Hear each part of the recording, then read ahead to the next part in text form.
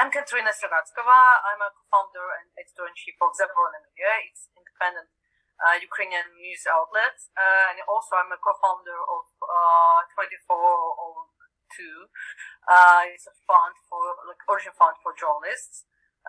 We try to protect Ukrainian journalists and producers and fixers who cover the war. A lot of work we do in these days.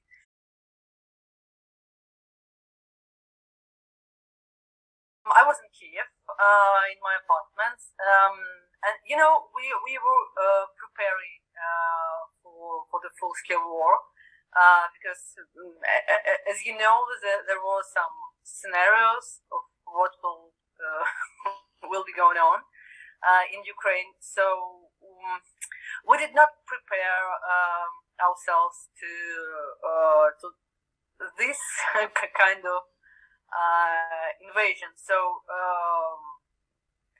what can I say? That we didn't expect. we didn't expect, and it was horrible. And we the first thing that I thought maybe at the time was like, what shall we do? Should we go out of Kiev because we heard explosions in Kiev, we're very very near the city, and we tried to convince everybody in our team that we have to continue working. It was hard because one thing when you work as a journalist in a war zone, in a very very specific war zone. For example, on Donbass, we work a lot in Donbass, and it was different when it is when the war zone is the whole of the whole country, and you never know where the rocket will hit your building. So it was I think it was the greatest challenge in my life and in life of my colleagues, and I think this is a very difficult challenge for journalists around the world. It is very very difficult to work in Ukraine these days.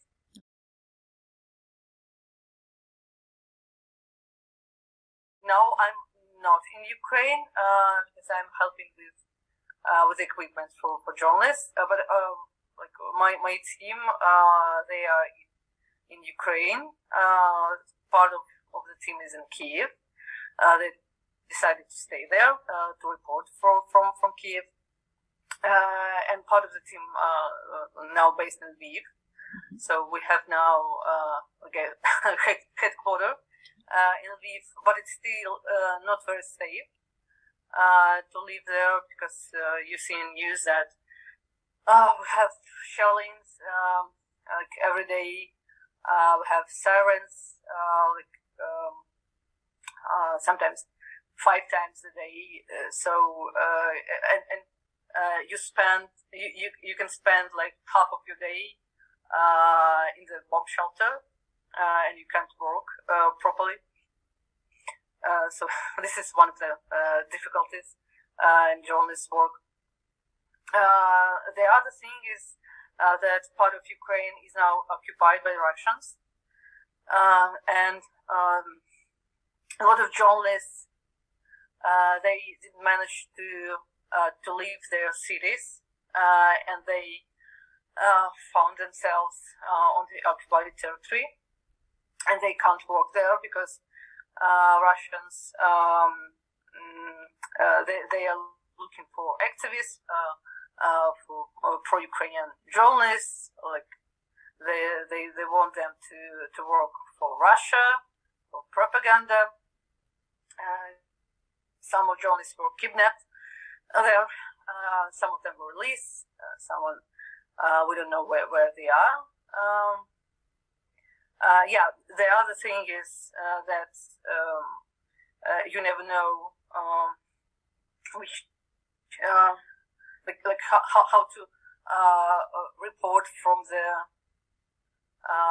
the places that were bombed recently, because Russians can can bomb their second time, and that's why Oksana Baulina from Russian Media Insider was killed a few days ago. So even if you have helmets and bulletproof vests, it doesn't mean that you are safe, because it is not about shooting. It's about artillery and rockets. So you never know.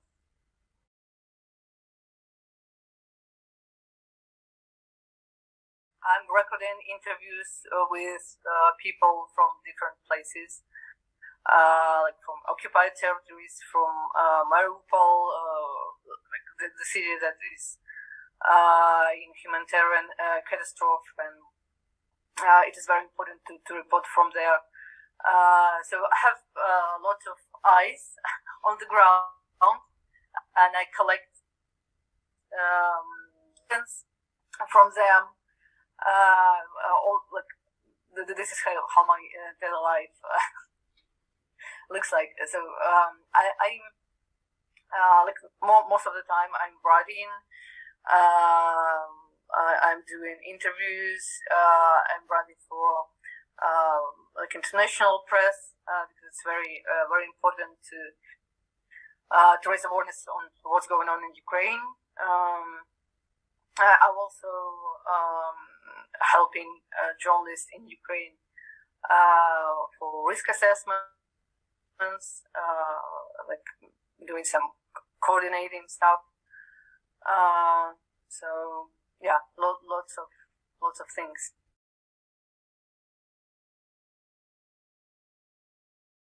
Most of the stories that I do and my team do is to we just collect evidence of what Russia is doing to Ukraine. We're writing about kidnappings, about shellings, about humanitarian crisis, migration crisis, because as you know, more than 13 million people left their homes, and more than 3 million left for Europe. So this is one of the, I guess, big challenges for Europe also. It is very different from what we were doing before the invasion.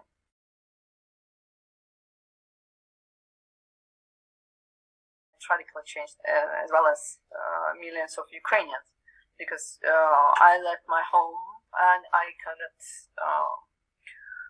cannot live in my apartment in Kiev because it's too dangerous to stay there. And I'm like personally, I have 2 kids, and I don't want them to live through the war. It's just, I mean, it's not that kind of war that we saw in Donbass. It's very, very different, because we see that Russia tried to destroy like everything, people, residential areas, even supermarkets. I mean, it is not about demilitarization or denazification. It's just about destroying Ukraine. So it is not life. I mean, if you ask me what is our life looks like, I can say that it is not a life at all. It's some kind of surviving.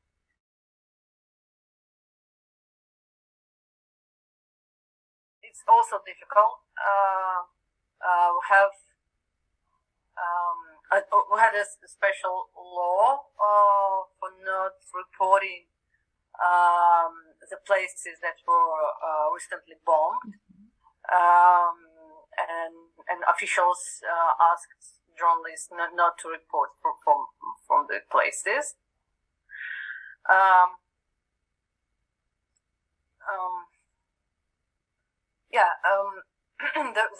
There is some troubles with accreditation. So you need to receive a military accreditation from the Ministry of Defense, and the process is very slow.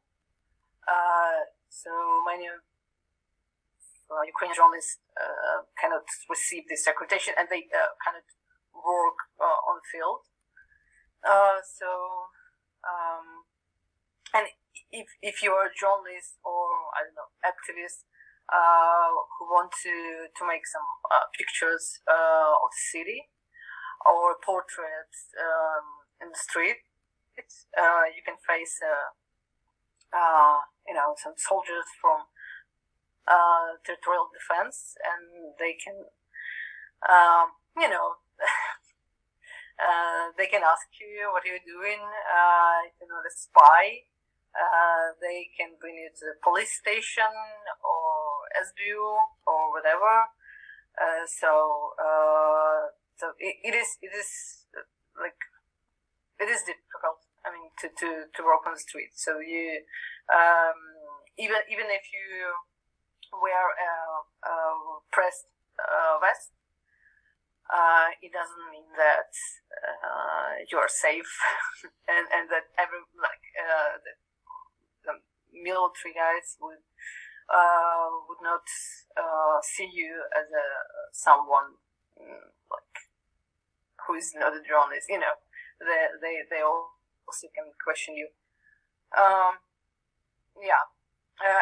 when it comes to Russians on the occupied territories, there is no press freedom, of course, at all.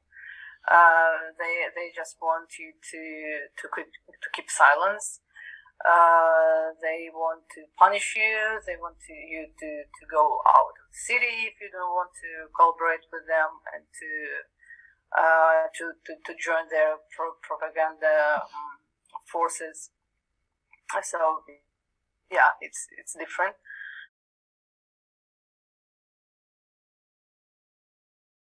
I think we handle it somehow. I mean, like a lot of journalists, they follow those Russian propagandist channels, and they see how they doing the propaganda. Also, I mean, I think it is not an issue for Ukrainian journalists. We know that they do such things, and we just trying to stay outside of it, and we try to figure out what is wrong, what is true, So of course it is more work with the verification of the information. But I think it is not the biggest problem in our work.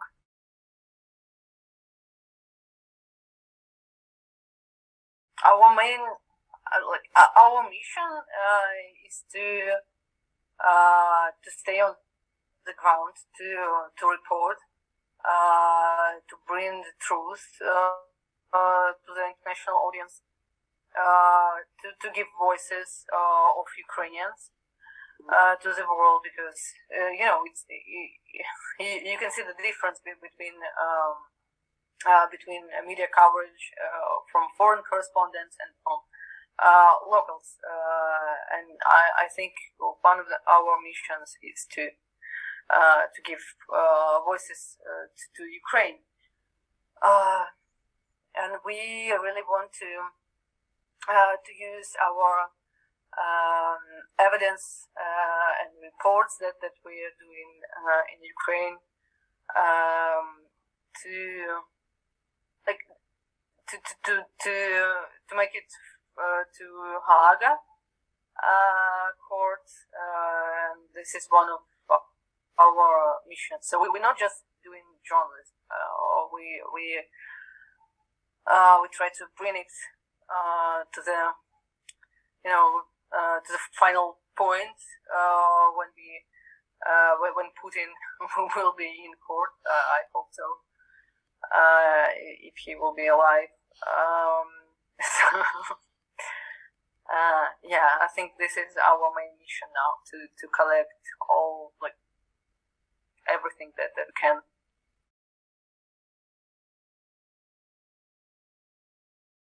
It is like I can ask you the same question. What is objective journalism, and where it is? Where can you find one? I think we just need to be fair. We need to we need to say what we see, what we've seen, and not to do propaganda. I mean, I think this was how we worked before the invasion, and that's our principle. For now, we have to be honest with our audience, and we have to be fair. So, yeah.